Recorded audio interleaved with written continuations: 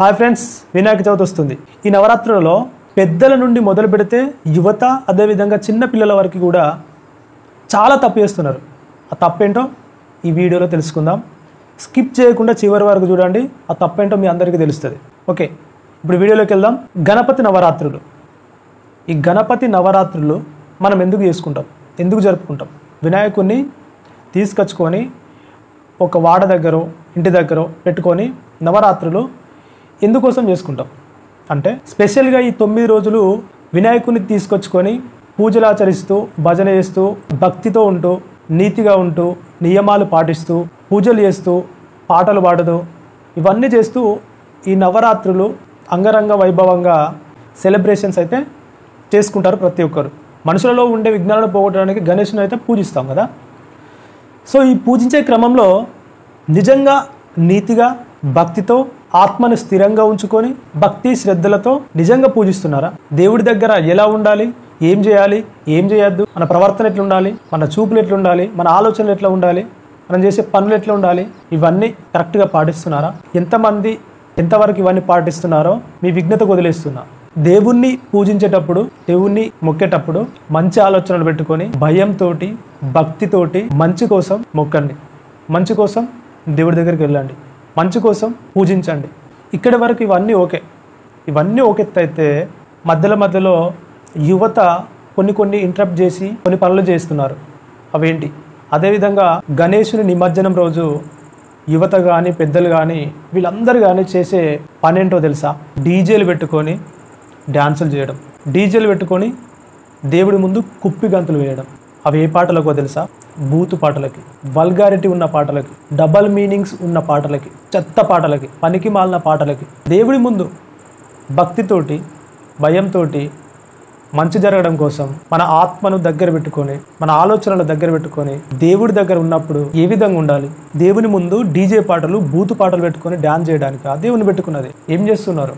ఎటెళ్తుంది culture? మనుషులు ఎటెళ్తున్నారు? ఏం ఆలోచిస్తున్నారు? దేవుణ్ణి కూడా వదలట్లేరా మీ ఆనందాల కోసం? మీకు అట్లాంటి పాటలకు డ్యాన్సులు చేయాలంటే మ్యారేజెస్ జరుగుతాయి, ఫంక్షన్స్ జరుగుతాయి. అట్లాంటి ఫంక్షన్స్లో, మ్యారేజ్లలో డీజేలు పెట్టుకొని మీకు ఇష్టం ఉన్న పాటలకు డ్యాన్సులు చేయండి. కానీ ఇది దేవుడికి సంబంధించిన విషయం కదా. దేవుడి దగ్గర ఎలాంటి పాటలు పెట్టాలి, దేవుడి దగ్గర ఎట్లుండాలి, దేవుడి దగ్గర ఏం చేయాలి అనేది కొంచెమన్నా కామన్ సెన్స్ అనేది ఉండాలి కదా. జ్ఞానం ఎటుపోతుంది? టెక్నాలజీ పెరిగినా కొద్దీ, జ్ఞానం పెరిగినా కొద్దీ విచక్షణ కోల్పోతున్నారు. దేవుడి ముందు బూతు పాటలు పెట్టుకొని డ్యాన్స్ చేయడం ఏంటి అసలు? అది కరెక్టేనా అని మీకు అనిపిస్తుందా? దేవుడి ముందు బూతు పాటలు పెట్టుకొని డ్యాన్స్ చేయడం కరెక్ట్ అని మీకు అందరికీ అనిపిస్తుందా? కొంతమందికి అట్లా చేయడం ఇష్టం ఉండదు కావచ్చు.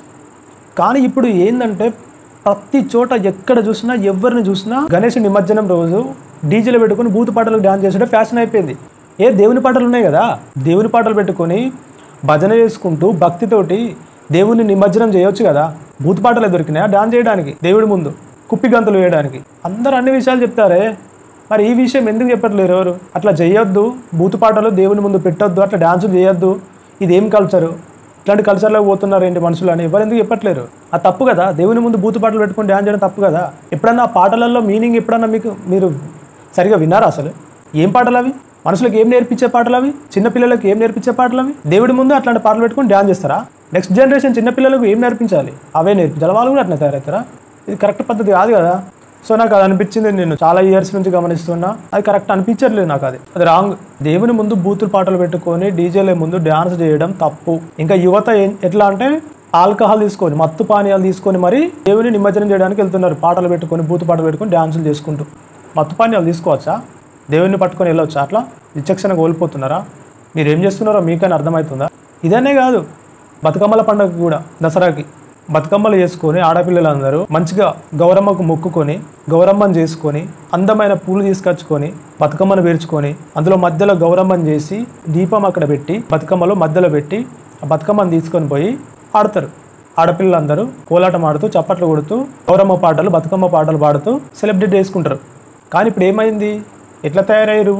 బతుకమ్మల దగ్గర కూడా డీజే పాటలే, బూతు పాటలే. గౌరమ్మను దేవతగా కదా కొలిచేది. మరి దేవతను చేసుకొని అక్కడ దేవత కోసం సెలబ్రేట్ చేసుకుంటున్న పండగ సందర్భంలో ఈ బూతు పాటలు ఏంది? ఆ బూతు పాటలకు డ్యాన్స్లు ఏంది? తప్పు కదా అది. ఒకప్పుడు ఎట్లా చేసేవాళ్ళు మన పెద్దవాళ్ళు, మన పూర్వీకులు అందరూ బతుకమ్మ పాటలు నోటితోటి వాడుకుంటూ, చప్పట్లు కొట్టుకుంటూ ఆ బతుకమ్మల చుట్టూ తిరిగేవాళ్ళు. ఇప్పుడు కనీసం పాటలు ఎక్కడన్నా పాడుతుంటే వినరా మీరు ఎప్పుడన్నా? బతుకమ్మ పాటలు ఎవరి నోటి నుండి పాడుతుంటే వినరా? ఫస్ట్ ఒక పాట ఏమో పాడతారు, గతం అయిపోయిందంటే డీజే పెడతారు, ఇక మొత్తం ఇక అవే పాటలు, ఇక బూతు పాటలు, డీజే పాటలు. ఏ పాటలకు ఎక్కడ డ్యాన్స్ చేస్తున్నారు? మీకు అంతగా చేయాలనుకుంటే పెళ్ళిళ్ళకో ఫంక్షన్స్కో డీజేలు పెట్టుకొని మీ ఇష్టమైన పాటలు డ్యాన్స్ చేయరు. కానీ దేవుళ్ళకు సంబంధించిన సెలబ్రేషన్స్ దగ్గర, దేవుళ్ళకు సంబంధించిన విషయాల దగ్గర ఈ బూతు పాటలు పెట్టుకొని కుప్పిగంతులు వేయడాలు ఏంది? ఏం కల్చర్ అలవాటు చేసుకుంటున్నాం? ఎటు పోతున్నాం? ఇప్పటికన్నా తెలుసుకోండి, అవి మార్చుకోండి. తప్పది, అట్లా చేయొద్దు. మీ ముందు దేవుణ్ణి పెట్టుకొని మీరు ఇష్టానుసారంగా అట్లా చేయడం ఏంది? ఈ నవరాత్రుల నుంచి అయినా ఈ పద్ధతిని మార్చుకుందాం. పాటలకు, డీజే పాటలకు కుప్పిగంతులు వేయడాలు, డ్యాన్స్ చేయడాలు ఇప్పటి నుంచి అయినా మానుకుందాం.